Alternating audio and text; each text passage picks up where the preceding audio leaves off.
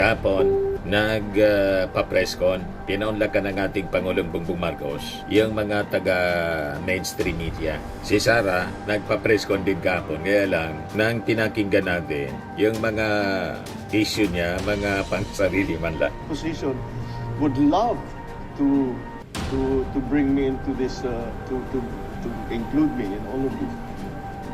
Yung opposition na niya, gustong-gusto nila na idawit siya kasama si Martin Romualdez kasi ang tinatabit nila si Martin Romualdez. Yun ang kanilang pamamaraan para idawit yung ating Pangulo.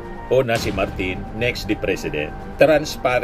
Transparency po ang policy ng administrasyon na to. In contrast sa previous administration na nilagyan ng restriction ng appointing ombudsman ni Digong na si Martires para hindi po masilip yung salin. Nagbabagang mga balita at pagtalakay sa mga isyu ng lipunan. Pulsa, opinyon, banat at paglalantad sa katotohanan. Pulsa, what you see is what you get. You decide. Hello po mga kababayan, si Dante Maravillas, Bicolano vlogger, broadcast journalist from Albay. Kahapon, nagpa-presscon, pinaunlakan ng ating Pangulong Bongbong Marcos, yung mga taga-mainstream media. Si Sara, nagpa-presscon din kahapon, kaya lang, nang pinakinggan natin, yung mga issue niya, mga pang-sarili man lang. Lahat, self-serving, lahat lang tungkol sa kanya at tungkol sa kanyang tatay. Pero makikita ninyo mga kababayan, yung ating Pangulo, ang topic, laging yung concern niya, yung tungkol po sa ating bansa. Lalo may ongoing investigation na siya po yung namuno, siya po yung nanguna sa pagpaimbestiga ng massive corruption sa gobyerno. Hindi lang sa kanyang gobyerno, kundi nung past administration po. Kasi nga po, sabi ng ating Pangulo, naging kalakaran na po, hindi tayo umunlad. Nakaugalian na po yung magnakaw. Ang problema, mga kababayan, abang siya yung nag-lead para paimbestigahan yung massive corruption sa gobyerno, gustong i-hijack ng mga anti-government forces, yung mga nasa oposisyon at the usual critics niya po. Gusto siyang idawit, target siya mga kababayan, sa si Martin Romualdez. Ngayon, sa presscon kahapon, na itanong ito ng GMA reported na si Ivan Mayrina. Pakinggan po natin yung kanya po naging response sa tanong po ni Ivan.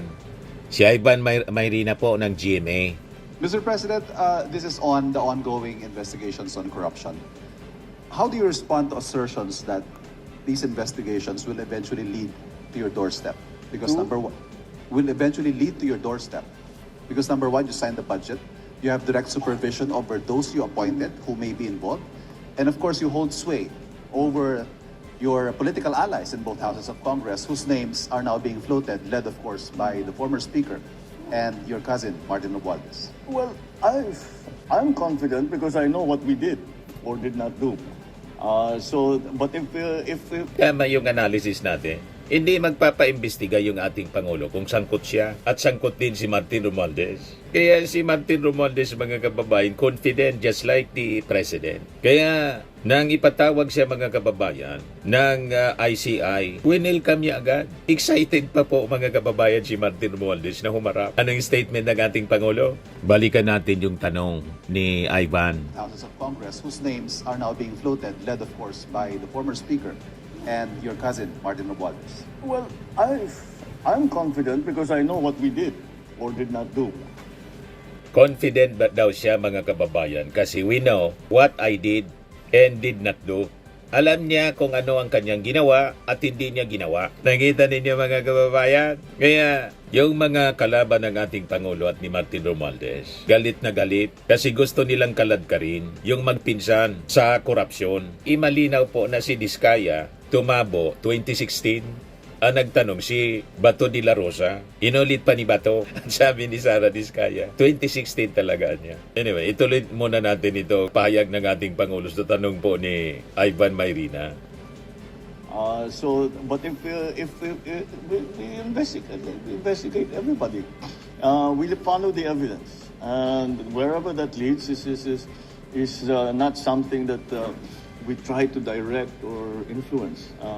That's why we have the ICI. They are an independent commission. and that is their job. And their job is to follow the leads that they receive. Follow the leads. Tulad ng sinasabi ni Ombudsman Boyeng Rimulya, kung saan niya kami dalhin ng ebidensya, doon ang direksyon natin. Ganon mga kababayan, yun ang utos ng ating Pangulo. And if necessary or if it is justified, that they will now recommend to either the Ombudsman or to the DOJ that cases be filed. So let them do their work. We do not interfere with what they do. Wherever it may lead, sinabi ko na nga yan, wala naman tayong tinatago, wala tayong, malakas. I know that there are several, the opposition would love to bring me into this, to include me in all of this. Yung opposition niya, gustong-gusto nila na idawit siya kasama si Martin Romualdez kasi ang tinatarget nila si Martin Romualdez. Yun ang kanilang pamamaraan para idawit yung ating Pangulo. Una si Martin, next the President. Gusto nilang politikahin yung investigasyon para yung mga totoong sabit mapagtakpan. Kita ninyo yung strategy nila, mga kababayan, para mapagtakpan, i-cover up yung totoong mga salarin. Kailangan guluhin, mga kababayan, ang investigasyon. In this time, ang strategy nila sa propaganda, siraan po yung ICI. Ganon, mga kababayan, huwag kayong pauuto sa kanila. Napakagaling nila sa pambubudol po, sa pagpapakalat ng mga black propaganda. Sabi ko nga po, paulit-ulit na tayo nito. Pag nagpabudol kayo sa kanila, ang ibig sabihin yan, mga mahinang nilalang kayo. Mga moron. Unless proud kayo na tawaging moron. But that's politics. That is not... Politika niya yan. That is not to do about corruption. That is to do about politics. Gusto nila akong tanggalin. Correct. Yeah, sige, kaya nila gagawin lahat yung mga gagawin nila. Pero, nandyan ang ICI para silang gagawa ng pag-aaral, paghabol ng ebidensya, pag-verify sa mga kwento, sa mga sumbong, sa mga impormasyon na natatanggap nila. And I'm confident that whatever mud might be slung at the administration, that we will be able to show that these are politically motivated and do not actually have any validation in fact. Will the President take one more question? Mr. President, the new ombudsman yesterday lifted the restrictions on the release of SALENs to the public. Finally. Yes. Will you take the lead and allow the release of your SALEN and maybe perhaps those of your cabinet members? We will follow the new rules. We will follow the old rules. These old rules were suspended in the last administration. Nakita ninyo? Transparency po ang policy ng administrasyon na to. In contrast sa previous administration na nilagyan ng restriction ng appointing ombudsman ni Digong na si Martires para hindi po masilip yung SALN. And si Martin Romualdez, sa interview mga kababayan, sabi niya, kung iingin niya yung aking SALN, I am very much willing na ipakita sa ICI. Nakita ninyo? Pagkatapos si Jaime Marcos pinagdudahan, yan na niya kung totoo yung SALN. Damn if you do, damn if you don't.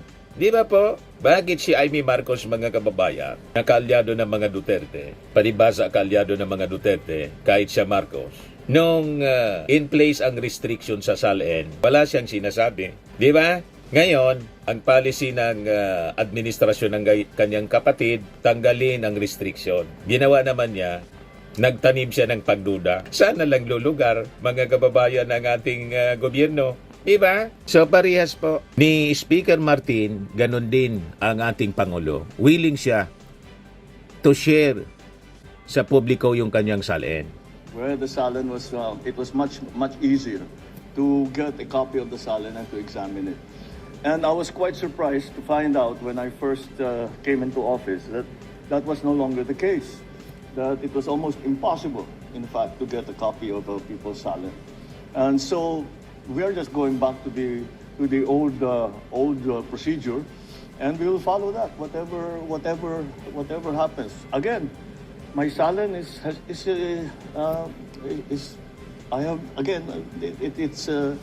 it will be available to whoever would like to, kung hingiin sa akin ng ICI, di siyempre bibigay ko. Kung hingiin sa akin ng ombudsman, bibigay namin. And will you enjoin your cabinet to do the same? Yes, of course. Of course. Thank you. All right. Thank you very much, Mr. Kaya biglang nag-react si Robin Padilla, sinabihan yung Senate Secretariat, ilabas mo niya yung aking salin. Sabihin mo yan kay Sara Duterte. Ito yung sinabi ni Martin Romualdez nung isang araw. He's willing to publicize his salin if ICI will require it. Walang resistance sa kanya, mga kababayan. Bakit ganon ka-confident si Martin Romualdez? Wala man po kasing ebidensya laban sa kanya. Kahit tingnan ninyo, suriin ninyo. Walang katiting na ebidensya. Walang dokumento, walang pirma. Ang may pirma si Cheese. Sabay ka.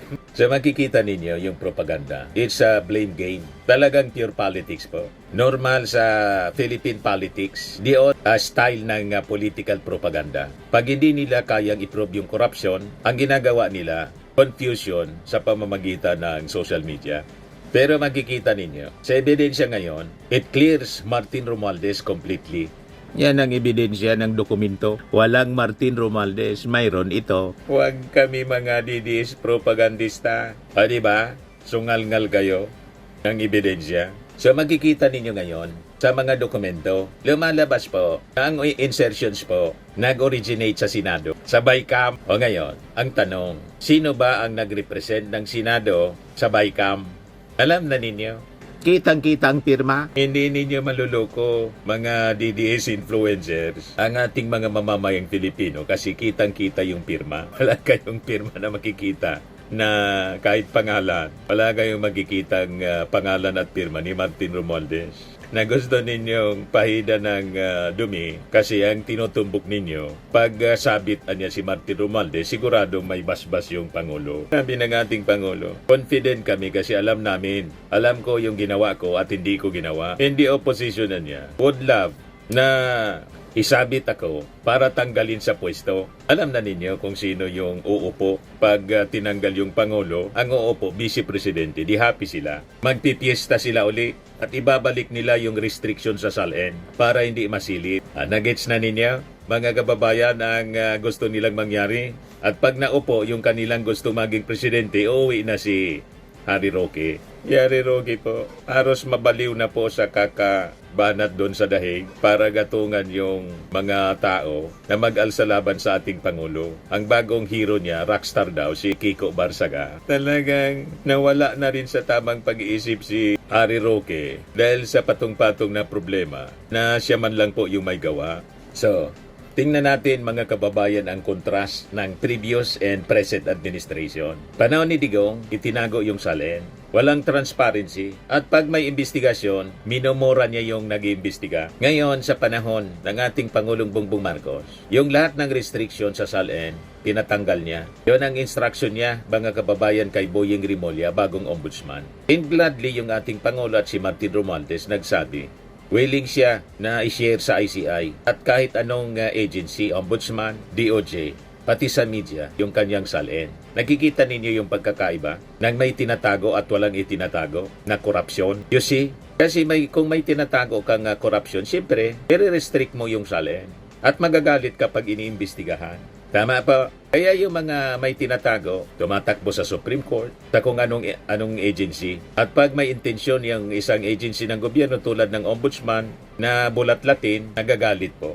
Yan ang mga taong may tinatago. Pero si Martin at yung ating Pangulo, they are gladly willing na ipakita yung kanilang salin. You see? O ngayon, after na manawagan po si Ombudsman Boyeng Rimulya at saka si Martin Romualdez, pati yung ating Pangulo, nabuksan ang salin. Open sila nabuksan yung salin. Ang tanong, bakit yung mga DDS influencers, pati si Amy Marcos, tahimik nung tanungin ng media? Sabi ni Amy, totoo ba naman anya yan na salin? Na-corner po, mga kababayan. Ang ginawa na lang po, taniman ng pagduda yung salin. Nakikita ninyo ang mga pag-ugali nila? So makikita ninyo ang pagkakaiba kung iko-contrast natin yung dalawang panig. Yung panig ng ating Pangulo, panig ni Martin Romualdez, they are for transparency. Whereas Yung kabilang panig mga kababayan, panig ng mga Duterte, takot na takot sa transparency. Bakit po? Yung career nila sa politika kasi po is built on half-truths. Ang half-truths mga kababayan, ang ibig sabihin niyan, lies, hindi man talaga totoo. Half-truth nga eh. Kalahati lang yung totoo, ang kalahati, lahat kasinungalingan. Yung kasinungalingan, pinalalabas nilang totoo. True lies. You see? Takot na takot sila sa transparency. Kaya ngayon, hindi sila uobra. With this policy of the government, sabi ng ating Pangulo kahapon, yung bycam niya, ilalive natin. Ito po, pakinggan natin. Mr. President, this is with regard to the 2026 budget. Have you seen the approved House version of the 2026 budget? And having stated that you will veto any budget that is not aligned with your administration's priorities, do you find that version of the House acceptable? I think that I'm hoping and I'm fairly confident that that's not going to be necessary, simply because that we have been involved, I have been involved as you can imagine, I have been involved in detail on the preparation, especially in the House, of the budget.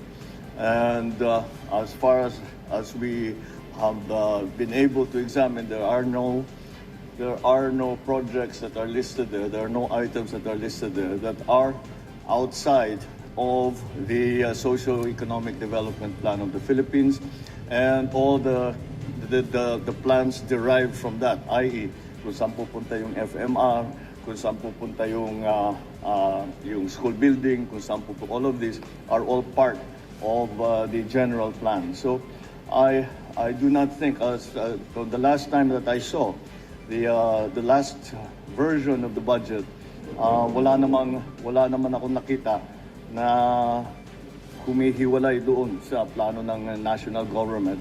Kaya hindi siguro kailangan mag-veto. Pero tignan natin kasi hindi pa tapos ang proseso.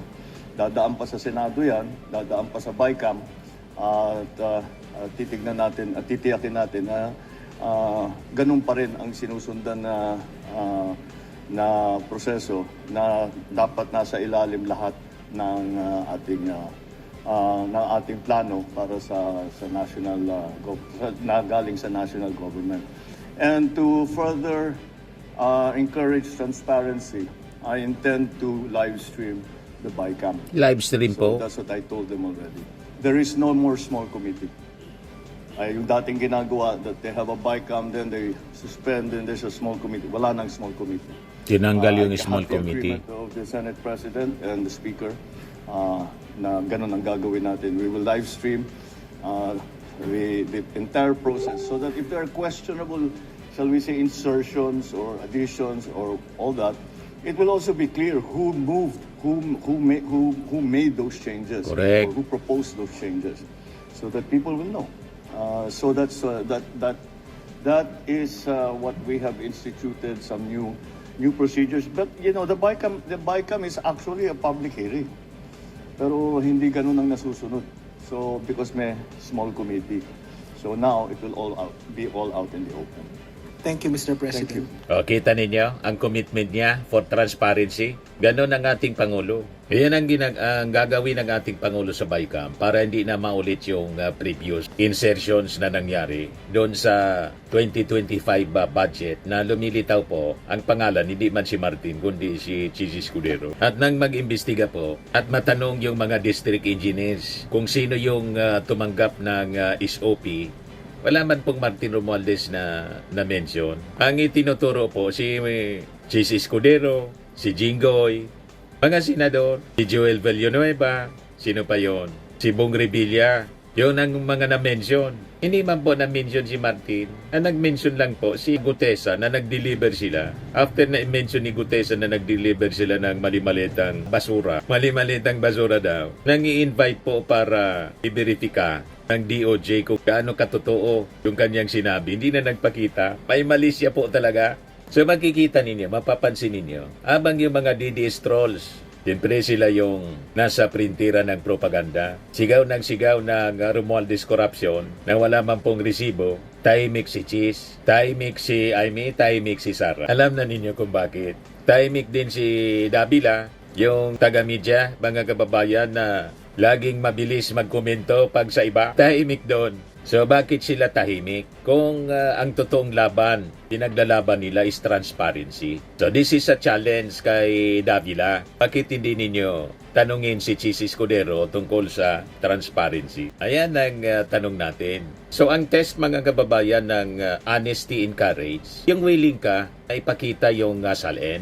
Hindi yung tulad ng iba, nagtago sa Supreme Court, nagtago sa likod ng technicalities, tapos nagpadala ng trolls para itago yung sarili. Kung magpa-press con, may script yung reporter na dapat sinusunod. Pag hindi, wala nang tanong-tanongan niya. Pag barkada, mga kababayan, naghahanap pa ng maraming tanong. Bakit niya hindi kayo magtanong? Magtanungan niya kayo, galing pa kami sa malayo. Kasi yung magtatanong po, na-orient na ng dapat na itanong. Hindi dapat lalabas doon sa gustong itanong lang. Wala na niyang tanong-tanong. So makikita po ninyo na yung truth is not what the loudest voice says, kundi po kung ano yung nakikita natin sa ebidensya. Yung BICAM report, malinaw na pinapalwalang sala si Martin Romualdez. Wala siyang pirma eh. Hindi siya kasama sa BICAM. At hindi siya nangialam.